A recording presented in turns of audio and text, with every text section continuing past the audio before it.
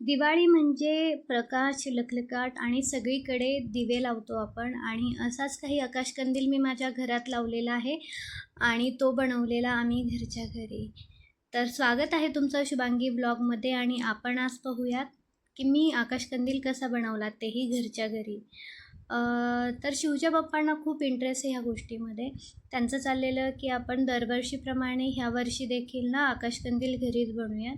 म्हणून त्यांनी ना बांबूच्या काही काड्या आणल्या होत्या आणि त्यापासून आम्ही हा आकाशकंदील बनवणार होतो. तर त्यासाठी त्यांनी काय केलं, बांबूच्या काड्या एका साईजमध्ये कापून घेतल्या आणि 4-4 काड्यांचे असे 8 संच तयार केले. आणि त्यांनी ना 4 काड्या थोड्या साईडला ठेवलेल्या, कारण त्यांना पुढे त्या डेकोरेशनसाठी लागणार होत्या आकाशकंदिलाच्या. तर जे 4-4चे संच केलेले ना त्याचे त्यांना स्क्वेअर बनवायचे होते अशा प्रकारे. तर त्यांनी एक-एक करून त्या सगळ्या काड्या एकमेकांना बांधून घेतल्या आणि अशा प्रकारे स्क्वेअर रेडी केले. एक-एक करून त्यांनी स्क्वेअर रेडी केलेले. आता ज्या 4 काड्या त्यांनी साईडला ठेवलेल्या ना, त्या प्रत्येक काडीला त्यांनी एक-एक स्क्वेअर असा शंकरपाळीच्या आकारानुसार किंवा पतंगाच्या असा आकारानुसार अटॅच केला आणि मग तो त्यांनी असा दोऱ्याने बांधून घेतला. अशा प्रकारे त्यांनी 4 संच रेडी केले. आता हा जो 4 संच होते ना, ते एकमेकांना दोऱ्याने बांधून ना त्याचा आकाशकंदिलाचा असा छान असा साचा ते तयार करणार होते. तर त्यांनी 4 कॉर्नरला 4 धागे असे मुद्दाम मोठे मोठे ठेवलेले.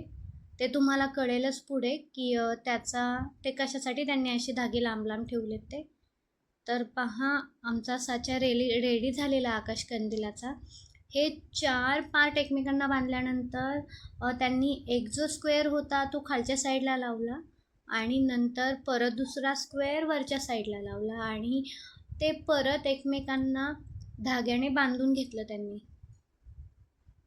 जेणेकरून तो आकाशकंदिलाचा साचा ना एकदम पॅक राहील. आणि त्याच्यानंतर त्यांनी परत एक-एक स्क्वेअर खाली लावला आणि वरती लावला. म्हणजे ह्या आकाशकंदिलामध्ये 4 साचे त्यांनी साईडने लावलेले पतंगाच्या आकाराचे आणि 2 स्क्वेअर त्यांनी खालच्या साईडला लावले आणि 2 स्क्वेअर वरच्या साईडला लावले. आणि हा साचा हा त्यांनी पूर्ण दोऱ्याने बांधलेला आहे. त्यामध्ये दुसरा कशाचा वापर नाही केला. हे दोऱ्यानेच त्यांनी बांधून घेतलेले. ब्ल्यू कलरचा धागा आणलेला त्यांनी आणि त्या धाग्याने त्यांनी पूर्ण साचा असा बांधून घेतला. बघा किती छान तयार झाला आहे हा साचा. त्यानंतर ह्या आकाशकंदिलासाठी आम्ही काही कलर्स पेपर आणलेले. तर मग 5 मिनटं आमचा हाच विचार करण्यात गेलं की कुठला कलर आपण आकाशकंदिलाला लावायचा. तर मग मी त्यांना म्हटलं की दरवर्षी तुम्हीच बनवता तर तुम्हीच ठरवा की कुठला कलर लावायचा, कारण त्यांची चॉईस म्हणजे त्यांना एक अंदाज आलेला आहे की कुठल्या कलरसोबत कुठला कलर छान वाटेल. मग आम्ही एक-एक करून ना प्रत्येक साच्याला ते कलर्स पेपर्स लावायला सुरुवात केली. मला फारसं काही यातलं जमत नाही. मी थोडंफार आपलं करत राहते. पण ह्यांना खूप इंटरेस्ट आहे, माझ्या मिस्टरांना. दरवर्षी आम्ही घरच्या घरी हा बनवत असतो आकाशकंदील. आणि हे पण घर स्वतःचंच आहे आमचं आणि त्याच्यामुळे हे म्हटले की मग आता ह्या वर्षी कशाला आपण बाहेरून घ्यायचा, आपण घरीच बनवूयात. मग ते ऑफिसवरून आले, आमचं जेवण वगैरे झालं ना 10 नंतर, मग आम्ही हा साचा तयार करायला म्हणजे हा आकाशकंदील तयार करायला घ्यायचो. काय होतं ना, एखाद्या गोष्टीची जर आवड असेल ना, माणूस कसाही टाईम काढतो. तसंच काही माझ्या मिस्टरांचं आहे. त्यांना ह्या डेकोरेशनच्या गोष्टी म्हणू नका, हे क्राफ्टिंगचं जे काही असेल ना त्याच्यामध्ये खूप इंटरेस्ट आहे. आवड असलं की माणूस कसंही टाईम मॅनेजमेंट करून त्या गोष्टी करून घेतो. पहा किती छान आकाशकंदील झाला आहे आता हा. आता सगळ्या साईडने ना कलर्स पेपर्स लावून झाले होते. आता हे खाली जे 2 स्क्वेअर लावले होते ना, त्याच्या पट्ट्या दिसत आहेत ना, त्यालासुद्धा कलर पेपर लावायचा होता. तर मग आम्ही ठरवले की त्याला ना पिंक कलरच वापरूया, म्हणजे जरा अट्रॅक्टिव्ह दिसेल हा आकाशकंदील. काही एक्स्ट्राचे जे पेपर्स आले होते ना लावल्यानंतर बाहेर, ते त्यांनी कैचीने कापून टाकले. त्यामुळे व्यवस्थित असा हा आकाशकंदील दिसतोय आता. आता खालच्या साईडला आम्हाला लावायचा होता पिंक कलर आणि फेविकॉलने हे खूप छान चिटकतं. या साच्या त्याच्यामुळे आकाशकंदिलाला छान चिटकवता आलं फेविकॉलमुळे.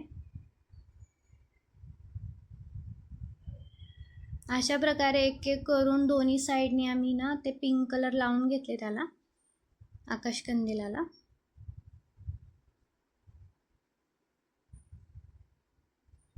आता पेपर सगळे लावून झाले होते आकाशकंदिलाला. आता आम्हाला ह्याला बॉर्डरची डिझाईन करायची होती थोडीशी, तर त्यासाठी आम्ही ना गोल्डन कलरचा पेपर आणलेला.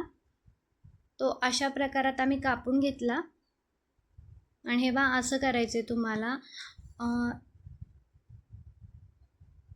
एवढ्या प्रमाणात म्हणजे ज्या आकाशकंदिलाच्या जे चौकोन आहेत त्याची जी बॉर्डर आहे ना, त्या बॉर्डरला शोभेल अशा आकारात त्यांनी एक पट्टी कापून घेतली आणि एक एक करून सगळ्या साईडने लावून घेतली त्यांनी. त्यांचं म्हणणं होतं की गोल्डन कलरमुळे खूप शोभा येईल आकाशकंदिलाला, आणि तसंच काहीसं वाटलं. ते पाहिल्यानंतर पाहू शकता तुम्ही किती छान दिसतोय आकाशकंदील आता.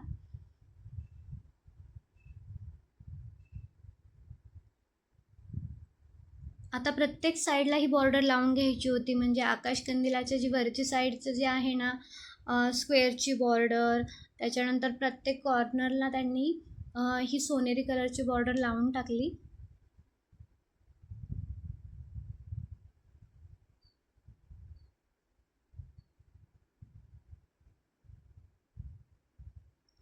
जवळजवळ 2 दिवस गेले आम्हाला हे बनवायला. रोज रात्री ना जेवणानंतर आम्ही बनवत बसायचो हे. आणि फायनली काल रात्री हा रेडी झाला. म्हटलं आता आजचा जर दिवस सोडला तर उद्यापासून दिवाळी सुरू आहे, वसुबारस, नंतर लक्ष्मीपूजन, पाडवा. त्यामुळं आम्ही कालच हा रेडी केला होता.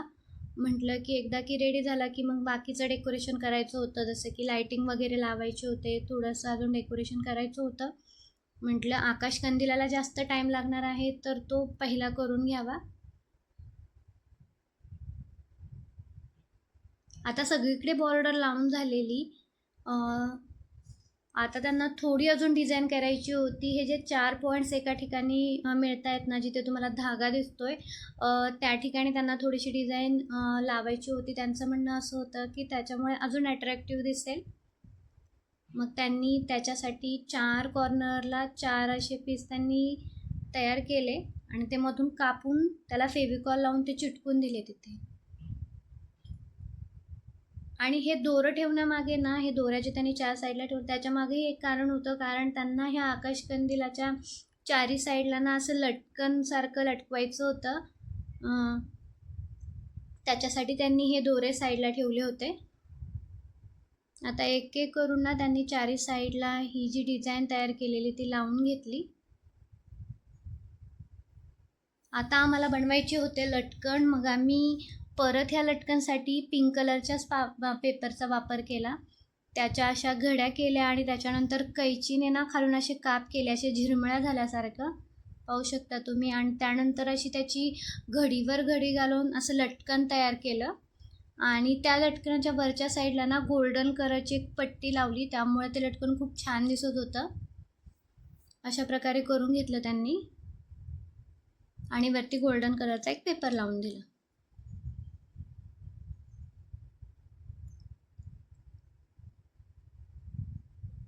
पहा छान वाटते. आणि आता हे जे बनवलेलं होतं ना, ते ह्या दोऱ्यांनी बांधून घ्यायचे. हेच कारण होतं की त्यासाठी त्यांनी हे दोरे ठेवले होते. आता हे लटकन त्यांनी त्या दोरीने बांधून घेतलं आणि एक एक करून परत त्यांनी 4ही बाजूंना ते 4 लटकन लावून घेतले. किती छान वाटतंय पहा.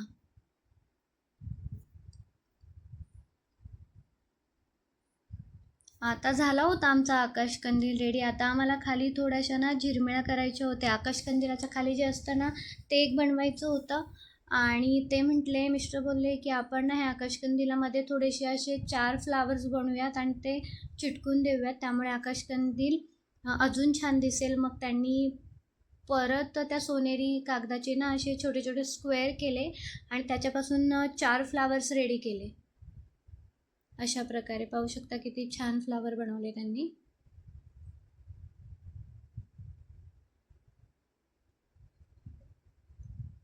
आणि हे चारी बाजूंना आम्ही चिटकून दिले अशा प्रकारे. तर ऑलमोस्ट आकाशकंदील रेडी आहे. आता बनवायच्या होत्या खालच्या झिरमुळ्या आम्हाला. जे खाली असतं ना, आकाशकंदिलाच्या खाली ज्या अशा झिरमिळ्या असतात त्या बनवायच्या होत्या आम्हाला. त्यासाठी परत आम्ही पिंक कलरचाच कागद वापरला. असे लांब लांब कागदाचे तुकडे केले आणि हे सगळे जे कागद होते ना, हे त्यांनी कैचीचा वापर केलाच नाही फाडायला. असे दोऱ्याने त्यांनी प्रत्येक कागद हा दोऱ्यानेच फाडून घेतला आणि फक्त हा सोनेरी कागद ना मग आम्ही कैचीने त्याचे तुकडे करून घेतले. कारण हे जे काप करणार होतो आम्ही ते आम्हाला त्या पिंक कागदाची जी मोठी पट्टी आहे ना त्याच्यावर अशा प्रकारे चिटकवायचं होतं. तर एक एक करून आम्ही सगळ्या अशा झिरमिळ्या तयार करून घेतल्या. आणि हे मटेरियल बनवायला जास्त आम्हाला मटेरियल लागलं नाही. एकतर फेविकॉल, कैची, त्याच्यानंतर हे जे कलर्स पेपर होते आणि बांबू काड्या आणि दोरा, बस एवढंच साहित्य वापरले. फक्त एवढं की जरा टाईम जातो ह्यात करण्यात. 2 रात्री आमचे हेच बनवण्यात गेलं. कारण हा कागद खूप नाजूक, याला जर थोडा जरी धक्का लागला ना तरी लगेच फाटायचा. तर पहा, आपला छान असा आकाशकंदील रेडी आहे. मग लगेचच आम्ही आमच्या गॅलरीत लाईटिंग लावून घेतली आणि हा आकाशकंदील लावून घेतला. तर मला नक्की कमेंट करून सांगा की कसा झाला आहे आकाशकंदील. आणि असेच माझ्या व्हिडिओ पाहत राहा आणि आपल्या चॅनलला लाईक करा, शेअर करा आणि सबस्क्राईब करा. आणि माझ्याकडून तुम्हाला आणि तुमच्या फॅमिलीला दिवाळीच्या खूप खूप शुभेच्छा. थँक्यू.